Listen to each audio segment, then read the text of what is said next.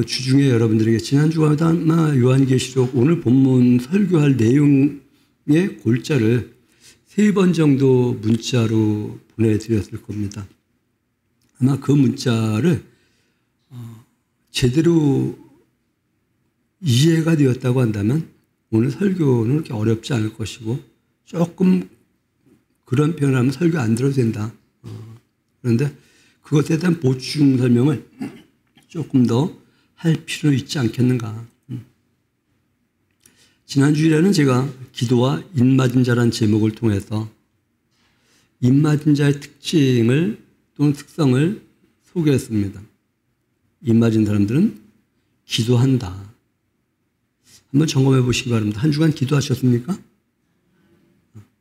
제가 헬스클럽을 다닌 지 약 2달 정도 됐어요. 2달 조금 못 됐는데 도전을 받아요.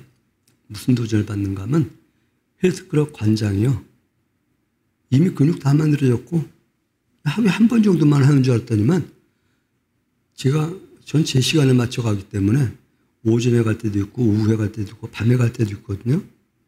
가면 갈 때마다 운동하고 있어요. 저게 프로다. 여러분, 우리 예수교회 성도들 프로 성도들 됩시다. 프로 성도로서 매 순간순간 기도하는, 매 순간순간 하나님의 말씀을 묵상하는, 매 순간순간 삶의 방향성이 내가 아니라 하나님의 하는, 현재에 있는 나에 자족하는 것이 아니라 더 나은 나를 만들기 위해서. 입맞은 자는 기도한다고 말씀드렸습니다. 입맞은 자의 특성 기도합니다. 여러분, 입맞은 자로서 기도했다고 말씀드렸습니다. 그렇다면 어떤 기도를 했을까? 어떤 기도해야 되는가? 하나님 나라 확장과 회복을 위한 그 나라와 그 의가 이루어지기 원하는, 우리 주님이 말씀하셨듯이 하나님 나라가 임하기를 원하는 내 뜻이 아니라 아버지의 뜻이 이루어지기 원하는 그런 기도였는가를 점검해 보면서, 하나님, 저는 그런 기도했습니다 라고 한다면 감사하는 거예요. 근데 그런 기도하지 못했다고 하면, 요 부분이 조금 악보가 좀 틀렸네요. 하나님, 요 부분을 제가 수정해서 내 뜻이 이루어지는 것이 아니라 아버지의 뜻이, 하나님의 뜻이 이루어지길 위해서 기도하는 자가 되겠습니다. 이렇게 조금 더 성숙해 갑니다. 입맞은 자의 특징은 기도할 뿐만 아니라 구원하심이 보좌에 앉으신 우리 하나님과 어린 양에게 있다고 고백을 하는 것입니다.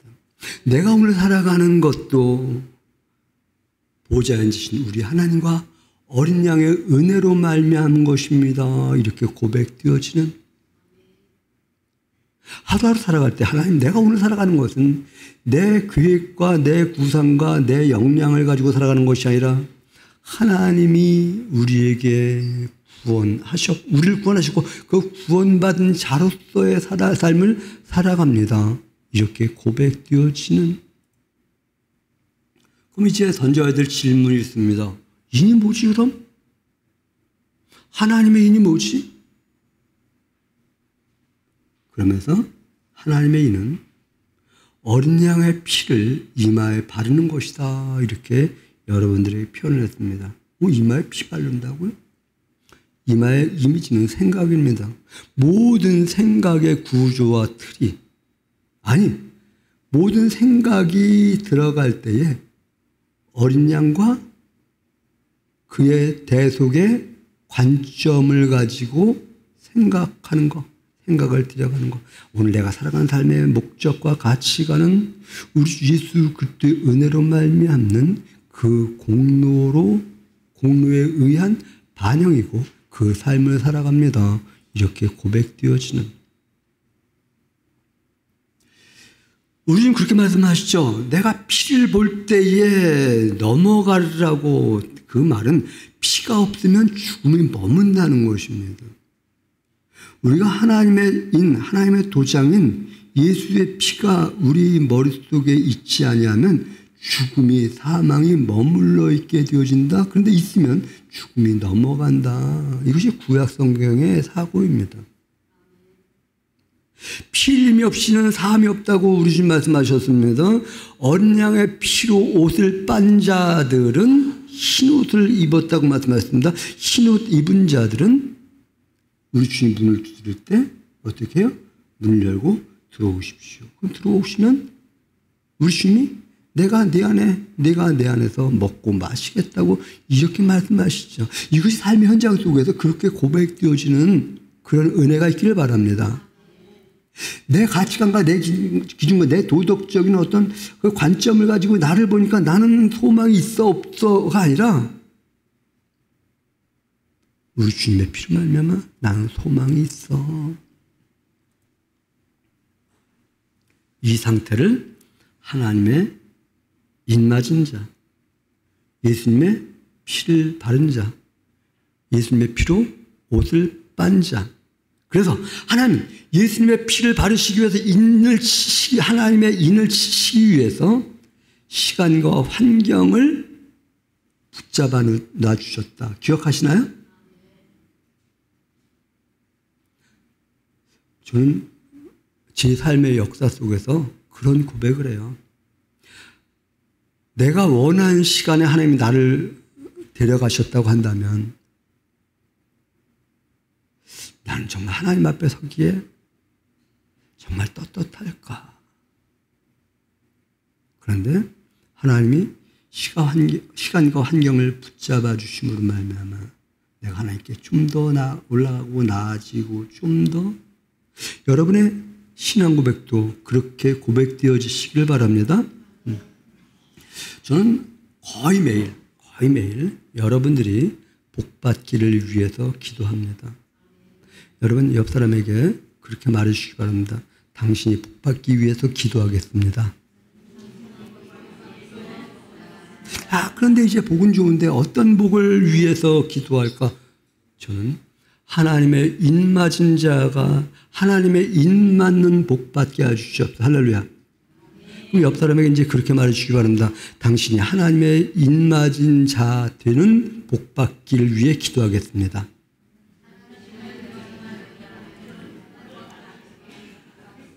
왜 이렇게 기도하는가? 인맞는 것이 가장 큰 복이기 때문에. 할렐루야. 동의하십니까? 하나님의 인맞는 것이 가장 큰 복이기 때문에 그 큰 복, 가장 큰 복이기도 하지만 가장 기초된 기본되는 복이기 때문에 이 복이 없는 다른 복은 사상 누각이 되기 때문에 저는 이 기도를 합니다. 그래서 요한 사도는 그렇게 말해요. 내 영혼이 잘됨과 같이 내 범사가 잘되기를 간구하노라. 무엇이 잘됨과 같이? 영혼이 잘됨과 같이. 오늘 마이크가 잘 되니까 제 설교가 무척 편하고 좋네요. 고맙습니다. 수고해 주신 것에 대해서. 하나님의 인맞지 않은, 그런데 하나님의 인맞지 않은 자들에게 화 셋이 남았다고 8장 13절 화 이렇게 말을 해요. 그런데 독수리라고 말을 해요. 독수리가 하늘을 날아가면 여러분 네 생물 중에 하나는 독수리 같고 기억나시나요? 독수리 같고라고 할 때 하늘의 영역, 하나님의 영역이라고 표현했던 것 인지하시나요? 하나님의 영역에서 말씀하는 거예요. 화가 있다고. 이게 엄청난 재앙이라고. 그런데 이 화는 이마에 하나님의 인맞지 않은 자들에게 임하는 화인 것을 기억하시기 바랍니다. 하나님의 인맞은 자들에게 임하는, 그렇게 정리할게요. 8장에서 말하는 것은 첫째부터 네 번째 천사가 나팔을 불 때 임하는 재앙, 화는 인류 공통에게 믿는 자나 믿지 않는 자나 이마에 하나님의 인을 맞은 자나 맞지 않은 자나 동일하게 임하는 화예요. 그것을 갖다가 제가 해양오염이다, 대기오염이다, 지질오염이다, 또 수질오염이다 이런 표현을 했어요. 그런데 9장에 넘어가면서 8장 13절 이 이후에 화 하면서 이 화는 이마에 하나님의 인맞지 않은 이마에 하나님의 인맞은 자들을 해하지 말라고 9장 4절에서 그렇게 말씀하고 있습니다. 그런데 그 화의 내용은 근 19장까지 20장까지 쭉 연결되어집니다. 그리고 그 화가 얼마나 무섭고 두려운 것인지에 대하여 묘사를 하는데, 여러분, 앞으로 진행되어지는 화를 볼 때에 염두하시기 바랍니다. 나는 이마에 하나님의 도장이 찍힌 사람이기 때문에 이 화는 나와 무관하다라고 하는 이 관점으로 읽어질 때에 계시록을 시작하는 1장 3절에서 이 예언의 말씀을 읽는 자가 듣는 자와 지키는 자가 복이 있다는 말씀에 실감이 나요. 내가 이 세상 사는 여정 속에서 하나님 말씀대로 살아갈 때, 하나님 말씀대로 살아가기로 선택할 때 오는 불합리함, 또 부조화, 또한 억울함, 또한 아쉬움, 그것이 있다고? 요한이 그런 상황이거든요. 그런데 하나님이 우리를 이렇게 보호하고 지키시는 거구나. 지금 당하는 고난, 환난, 이거는 앞으로 남은 세화하고는 좋게 비교도 안 되는 거구나 라고 하는, 하나님의 구원의 표인 도장이 찍히지 않은 자들에게 공포스러운 것을, 그것에 우리는 다른 각도에서 돌이켜서 감사해야 합니다. 나머지 화 세 개가 나에게는 임하지 않네, 우리 백성들에게 임하지 않네, 믿는 자들에게 임하지 않네. 이 말은 이 하나님의 인이, 도장이 내 가족 구성원 중 그 누구에게 찍히지 않았다고 한다면 이에게는 화가 미치는데, 하나님 이 문제를 어떻게 해야 합니까? 이것 때문에 우리는 깨어 기도하게 되지 않을까요? 또 기도해야 되지 않을까요? 이것이 하나님 나라 확장과 회복을 위한 하나님의 뜻이 이루어지게 하기 위한 그런 기도가 아닐까요? 그러게 하기 위해서 지금 환경과 시간을 잡아놔 주시는 것 아닌가? 하나님 시간과 환경을 잡아놔 주셨을 때 이 공간을, 이 시간을, 이 환경을 활용하지 않는다고 한다면 씨 뿌려야 될 때 씨 뿌리지 않은 자 같은 어리석은 자가 되지 않을까? 한 주간 살아가면서, 또한 앞으로 한 주간 살아가야 할 날들 속에서 이마에 인쳐주심이, 예수님의 피로 내 옷을 깨끗이 빨아주심이, 구원하심에 대한 이러한 감사가 있는 성도들 되시기 바랍니다. 우리는 다시 한번 확신해야만 합니다. 하나님의 인맞은 자들에게는 땅에 사는 세 가지 화가 미치지 않는다라고 하는 것입니다. 그리고 또 정리를 해보아야만 합니다. 인맞은 자의 특징은 어린 양의 피로 옷을 빨아서 흰 옷을 입은 자이고, 예수님이 문을 두들 때 문을 열 수 있는 자이고, 구원하심이 보좌에 앉으신 하나님과 어린 양에게 있다고 자연스럽게 고백이 되어지는, 내가 했습니다가 아니라, 내가 선택했습니다가 아니라 하나님이 나에게 그렇게 인쳐주심으로 말미암아 내가 구원받게 되었습니다, 이렇게 고백되어지는. 그런데 이런 성도들이 마음에 평안이 나옵니다. 이렇게 고백되어지는 성도들에게 마음에 평강이 흘러나가게 되어 있습니다.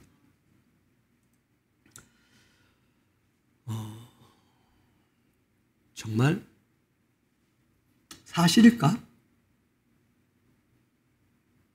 이 기록된 말씀이 정말 사실일까 하는 것입니다. 우리는 정말 하나님 말씀이라고 성경이라고 하는데 정말 이것을 사실화하고 있는가? 사실로 인정하고 있는가?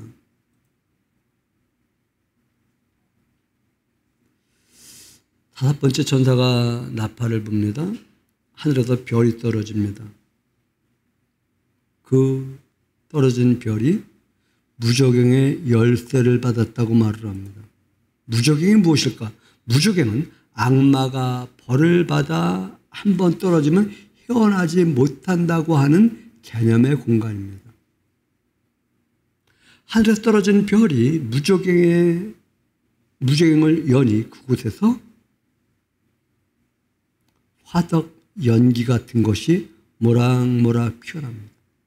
그로 인해서 해와 달이 어두워집니다. 마치 이런 것입니다. 공포와 음산한 환경이 연출되어집니다.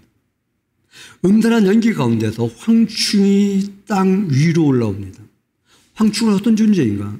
황충의 문자적 이미지는 메뚜기 떼 또는 여치 떼, 이것이 공중을 덮고 있기 때문에 중동 지방의 이 황충, 여치 또는 메뚜기 떼의 공포는 그들은 실제적으로 경험했기 때문에 아는 내용이지만 우리에게는 얼마 전에 간혹 이렇게 그런 게 나왔네요. 하늘을 구름 낀 것 같이 날아다니는. 그런데 우리 개념으로는 벌떼같이라고 하는 것이 아마 더 실감 날 거예요. 자, 황충이라고 이제 다시 합니다. 여치라고 합니다. 메뚜기라고 여기를 막 지금 한다고 한다면 내 얼굴, 내 남은 노출된 피부 어떻게 될까요? 그림이 안 그려지죠? 온몸이 상처 투성일 거예요. 그런데 그 황충이 쏠 때에 전갈에게 쏘인 것 같은 고통이 있다. 그런데 그 전갈이 쏘는 것 같은 고통이 있는데 죽이지는 마. 하늘에서 내려온 명령이에요. 근데 5개월 동안이야. 이렇게 말, 다행이다. 한시적이다. 정말 한시적일까? 죽이지는 못하지만 괴롭게만 하는 이 황충이 쏠 때에 그들에 대한 묘사를 그렇게 말을 합니다. 매우 잘 훈련된 무적에게서 나온 특수 임무를 맡은 세력 말입니다. 그때 입맞지 않은 자들은 죽기를 구해도 죽을 수 없는 상황. 죽고 싶어도 죽음이 그들을 피해가는, 마치 이런 그림이 그려져요. 좀비요. 죽어지지 않는 존재.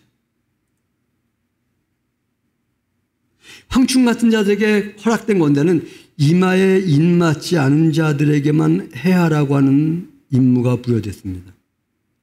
훈련되지 않은 조직이라고 한다면 그냥 초토화를 시킬 텐데 입맞지 않은 자들만.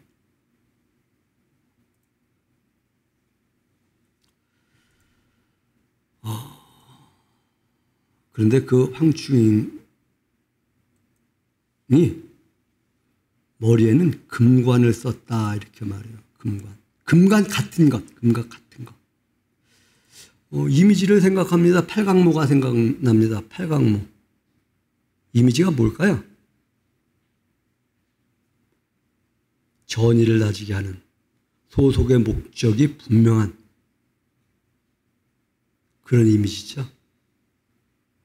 황충, 자기들의 목적이 분명한, 이마에 입맞지 않은 자들만 해야 한다라고 하는 목적이 분명한. 근데 이는 사자 이빨 같다 이렇게 말해요. 사자 이빨의 이미지 뭔가 매우 강한. 우리가 메뚜기 떼 이렇게 생각하지 마시기 바랍니다. 메뚜기 떼가 아니라 수 없는 무리가 훈련을 받아서 목적의식을 가지고 그리고 분명한 강한, 그래 피할 수 없는 화를 당하게 만드는 그런 임무를 받은 자들, 존재들. 가슴에는 철 호심경을, 날개소리가 나는데 병거가 전쟁터를 달려가는 것 같은 그런 소리. 공포의 소리입니다. 아까 말씀드렸나요? 그런데 5개월까지만 다인 것 같나요? 그 황충에게서 나온 왕이 있다고 말을 합니다. 조직적이고 두렵고 강한 다섯째 천사를 통해서 허락된 첫째 화인 황충에게도 왕이 있다. 이 왕은 무적행의 사자다 이렇게. 근데 그 왕은 11절입니다. 무적행의 사자라. 히브리어로는 그 이름이 아바돈이요 헬라어는 그 이름이 아볼루온이더라. 아바돈이나 아볼론이나 동일한 뜻이다. 아볼론은 신약에서 이래만 나오는데 아바돈은 신약에서 한번 구약에서 한번 나오는 단어입니다.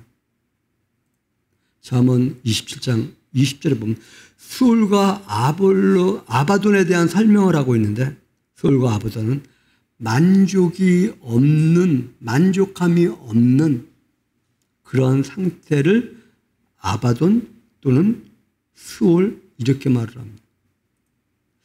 이것을 생각하다 그러한 찬송이 스쳐갔어요. 세상을 보며 사람을 볼 때 나의 하나님 그분을 볼 때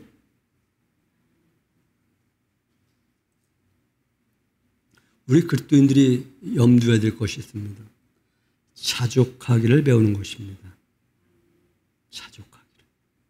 자족하기를 배우지 않으면 결코 그리스도인이라고 해도 평안이 없습니다. 그래서 바울은 그렇게 고백하는 거예요. 내가 궁핍함으로 말하는 것이 아니라 어떤 형편에든지 나는 자족하기를 배웠느니. 반면 세상은 어떤가요? 7인을 인중 하나를 떼실 때 10마리 나오는데 10마리의 특징이 어떻다고 했죠? 이기고 또 이기려고 하는 존재. 지난 주간인가 누가 그런 말을 하더라고요. 서울대에 갔대요. 3, 4월이면 영락없이 매년 나오는 뉴스거리가 하나 있습니다. 명문대에 다니던 자가 2차, 1차에서 학교를 포기하기도 하고 인생을 포기하기도 했다고 하는. 왜? 그곳에 갔더니 역시 또 하나의 치열한 경쟁 속에서 이기고 또 이겨야 된다라고 하는 이 억압에 눌려가지고 이 세상은 이기고 또 이기려고 하는. 사람의 행복지수는 이기고 또 이기려고 하는 데 있는 것이 아니라 바울은 이렇게 말하는 거예요.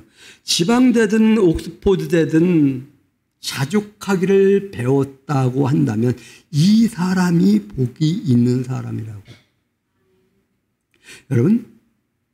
여러분의 삶의 현장 속에서 자족할 수 있는 것을 배워가는 그러한 성도들이 되기 바라고 또한 자녀들에게 자족하기를 배우게 하는 그러한 성도들 되시기 바랍니다. 상대적으로 그 누군가보다 더 나아졌다라고 하는 것을 자랑하는 것이 아니라 내 자녀는 또는 나는 내 삶의 환경과 여정 속에서 자족하고 있어. 자족하지 않는다고 한다면 예수님을 1000년, 만년 믿어도 결코 행복하지 않습니다. 그런데 자족하면 예수님을 하루만 믿어도 행복한 줄 믿으시기 바랍니다. 십자가에 달린 예수님 한편에 같이 십자가에 달렸던 강도 자족하지 않았을까요? 그런데 한 강도는 자족하지 못한 것 아닐까요? 그래서 누구는 행복한 죽음이고 누구는 불행한 죽음이 되지 않았을까? 어쨌든 황충의 우두머리인 만족하게 하지 못하는 무적행의 사자 아바돈을 소개한 이 이후에 6째 천사가 나팔을 부는데 하나님 앞 금제단 네 뿔에서 한 음성이 나옵니다. 금제단은 8장 3절에서 여러분들에게 소개했던 것을 염두하시기 바랍니다. 제단은 죄를 소멸하는 곳입니다. 그 제단에서 불을 담아다가 쏟으니 땅의 심판이 시작이 되어집니다. 구약의 번제단의 네 모서리에 뿔이 있습니다. 이 제단의 제단이 죄를 소멸하지만 그 뿔이 심판하는 것은 또한 심판이라고 하는 것을 염두해야만 합니다. 나팔 가진 6번째 천사가 유브라데 강에 결박해 두었던 네 천사를 놓아주라고 하는 명을 받아서 우리는 천사함의 이미지가 좋은 거잖아요. 그런데 요한계시록에서 표현되어지는 천사는 결코 좋은 이미지 아닙니다. 아니, 누구에게는 좋은 이미지지만 누구에게는 결코. 번제단 죄를 사하는 곳이니까 좋은 것. 그런데 누구에게는 좋은 것이지만 누구에게는 심판의 분기점이 되어진다고 하는 복음, 그 누구에게는 좋은 것이지만 그 누구에게는 심판의 분기점이라고 하는 것. 내가 복음을 받아들였다는 것은 복음이 되어지면 복음을 받아들이지 않았다는 것은 저주가 되어진다고, 화가 되어진다는 것을 인지하지 않는다고 한다면 우리는 성경을 피상적으로만 받아들이고 피상적으로 적용하며 살아가게 될 것입니다. 다시 짚고 갑니다. 이마에 하나님의 입맞지 않은 자들 3분의 1을 죽이기로 작정된 자들이라고 말을 합니다. 기억하십니까? 이스라엘 백성들이 애굽에서 나오기 전 문설주에 양의 피를 바른 집과 바르지 않은 집. 문설주가 무엇인가요? 집 안에 들어가고 나오는, 내 생각이 들어가고 나오는 이마라고 표현할게요. 이곳에 하나님의 입맞지 않은, 다시 말하면 예수 그리스도의 피가 나를 사함으로 말미암아 나는 하나님의 백성이고 하나님이 나를 보호하시고 지키시고 나를 이끌어 가신다라고 하는 이 확신을 가지고서 이 세상을 살아가지 않는다고 한다면, 아니 근데 그렇게 살아간다고 한다면 나머지 화셋은 아무것도 아니다. 그런데 3분의 1을 죽이기로 준비된 병력이 2만만이라래요. 이것을 계산하면 2억이야, 2억. 군대가. 제가 그래서 인터넷 검색을 해봤어요. 전 세계에 가장 막강한 군사를 가지고 있는 나라가 어딘가 했더니 중국이더라고요. 그리고 인도, 그 다음에 미국, 그 다음에 북한. 병력수 말하는 것입니다. 그리고 러시아, 파키스탄, 이란, 그 다음에 대한민국, 베트남도 이렇게 많네요. 이것을 1순위부터 20순위까지 나라별로 쭉 계산을 해보니까 대충, 전부 수에 정확한 사람이 아니에요. 대충 1,000만 명 정도가 됩니다. 그럼 전 세계 병력을 따진다고 하면 그 수가 얼마나 될까요? 그런데 여섯째 천사가 나팔을 불 때에 3분의 1을 죽이기로, 누구? 이마에 하나님의 입맞지 않은 자들 3분의 1을 죽이기로 작정된 자들이 2만만이다. 그것은 환상이라고 말하면서 이 마병대의 상태를 소개하는데 불빛이 난다, 자줏빛이 난다, 유황빛이 난다. 호심경인데 가슴을 보호하고 있는 호신 장구가 있는데 말들의 머리는 사자머리 같다. 사자머리는 공격적 용어입니다. 이 사자머리 같은 말이 입에서 불과 유황과 연기가 나옵니다. 유황의 냄새는 결안 썩은 냄새 같은 역겨운 냄새라고 말을 합니다. 연기는 참 그렇죠. 불, 뜨거움과 매캐함과 구토가 나올 것 같은 그런 역겨운 냄새가 나는데 이 세 재앙, 곧 자기들 입으로 나오는 불과 연기와 유황으로 말미암아 사람 3분의 1을 일이 죽임을 당하니라.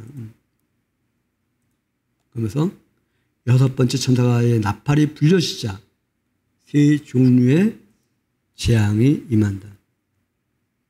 다시 말하면 하나님의 인을 맞지 아니하면, 예수 그리스도의 피를 믿지 아니하면 그 구원받은 자의 이미지 안에 들어오지 않는다고 한다면 내 가족, 내 친지, 내 가까운 이웃이 하나님의 인을 맞지 않았는데 그것에 무심하다면, 무관하다고 한다면 정말 우리는 가족을 사랑하는 것일까? 우리는 이웃을 정말 사랑하는 것일까? 거기 때문에 1차적으로 우리는 기도하는 것입니다. 하나님의 인맞은 자가 되게 하시옵소서. 이 말들의 힘은 꼬리에서 나온다고 말하는데 이 꼬리는 뱀과 같은데 이 꼬리에서 머리가 있다고 하고, 어찌다 TV 들으면 해괴망측한 그 짐승 동물 생명체, 그것이 막 지상을 뒤엎는 그런 장면, 약간 스쳐 지나가는데 그런 영화 별로 좋아하지 않았고 본 적이 없는데 틀다 보면 스쳐 지나간 것을 잠깐 한번 생각해 봅니다. 얼마나 끔찍한 장면? 그런데 그것이 사람 3분의 1을 아니 이마에 하나님의 입맞지 않은 자들의 3분의 1을. 자, 3분의 1이 어느 정도인가 한번 생각해 보셔요. 우리가 안 믿는 자들, 이마에 머리에 입맞지 않은 자들이라면 가정에 다 초상난. 그런데 이 재앙에 죽지 않고 남은 자들, 그런데 그들은 손으로 행한 일을 회개하지 않는다. 오히려 여러 귀신과 또는 보관하거나 다니거나 하지 못하는 금, 은, 동과 목석의 우상에게 절하고. 여러분 어때요? 무언가 어려움이 올 때 하나님 내가 뭐 잘못했습니까? 이런 생각 하나요? 무언가 일이 안 풀릴 때 하나님 왜 이런 겁니까? 이런 생각 하시나요? 저는 이 생각이 있기를 바라요. 근데 입맞지 않은 사람들은 야, 내 지극 정성이 부족했나?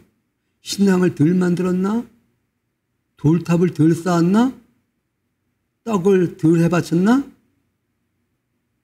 지금 20절 말씀 그런 개념 아닌가요? 한번 20절 말씀 같이 그걸 염두하면서 읽어보시기 바랍니다. 20절 시작.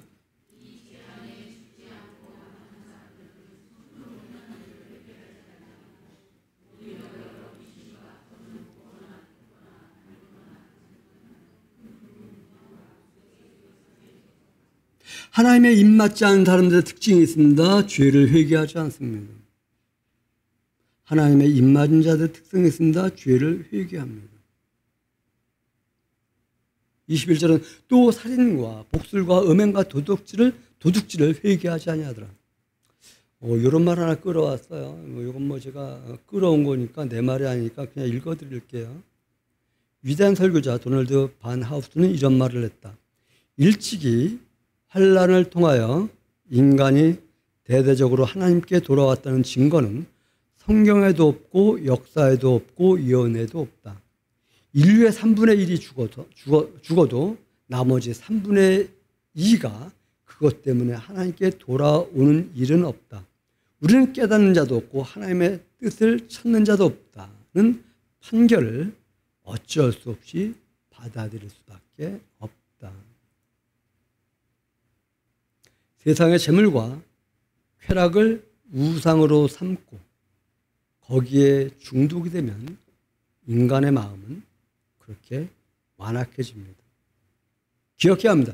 우상 숭배는 우리 시대를 포함하여 모든 전 시대 속에서 신자들 유혹하는 무엇이 우상이라고요? 내 삶의 가치관 1순위. 이 시대의 내 삶의 가치관 1순위가 뭔가요? 돈 아닌가요? 물질 아닌가요? 이것이 지속적으로 우리를 미혹해 오지 않는가? 부를 더 쌓아야지라고 하는 힘들고 어렵기 때문에 맞아 그래서 돈 있어야지 이러고 있지 않는가? 힘들고 맞아 그래서 예수님을 잘 믿어야지 맞아 그래서 하나님의 일 맞아야지가 아니라 맞아 그렇기 때문에 보험 많이 들어놔야지. 좀 편협한 표현이 됐나요? 요한계시록에는 두 축이 있다고 말씀드렸습니다. 하나는 하나님의 도장이 찍힌 자, 하나는 짐승의 표가 있는 자. 요한계시록 8장 9장은 인류에게 내려주는 8장은 인류에게 내려주는 공통된 죄에 대한 심판이고 9장부터 이 이유는 입맞지 않은 자에게 임하는 심판이라고 말입니다. 점검해 보시기 바랍니다. 내 이마에는 하나님의 인이 찍혀 있는가? 하나님의 도장이 찍혀 있는가? 예수님 표 이렇게 되어 있는가? 모든 생각이 내가 살아간 삶의 기준과 가치관이 예수님의 피로 인한 피 때문에 피를 위한 피를 향한 그러한 가치관이 나에게 있는가? 하나님의 인이 지키는 기준은 어린 양의 피로 옷을 빤 자라고 시기한 자들이라고 흰 옷을 입은 자라고. 그래서 그런 사람들의 특징은 구원하심이 보좌한 우리 하나님과 어린 양에게 있다고. 그래서 하늘에 계신 하나님께 기도하는 것입니다. 하나님, 내 뜻이 세상에 오염된 내 뜻이 이루어지는 것이 아니라 하나님의 뜻이 나에게 이루어지기 원합니다. 이렇게 기도합니다. 죄를 소멸하기 위한 하나님의 심판을 위한 제단의 불이 땅에 떨어질 때에 나타나는 화를 입지 않기 위해서 내가 주님 바라봅니다. 기억하시기 바랍니다. 제단의 불은 죄를 태우는 기능이 있습니다. 그 제단의 원형인 하나님의 불에 있는 제단의 불은 천사들이 담아다가 쏟을 때 하나님의 심판이 시작되어집니다. 이 심판은 공통적으로 받는 심판이 있고 이마에 인맞지 않은 자들만이 받는 심판이 있다라고 하는 것을 염두하면서 하나님 이 세 화를 받지 않도록 시간과 환경을 붙잡아 주신 하나님 감사합니다. 이런 고백을 가지고 살아갈 수 있는 이 말을 하기 위해서 요한이 이 말씀을 기록해 놓았다고 합니다. 이것을 기억하면서 하나님 입맞은 자임에 감사할 수 있는 또 입맞은 자가 되기 위하여 기도하는 그러한 성도들 되시기를 주님의 이름으로 부탁드립니다.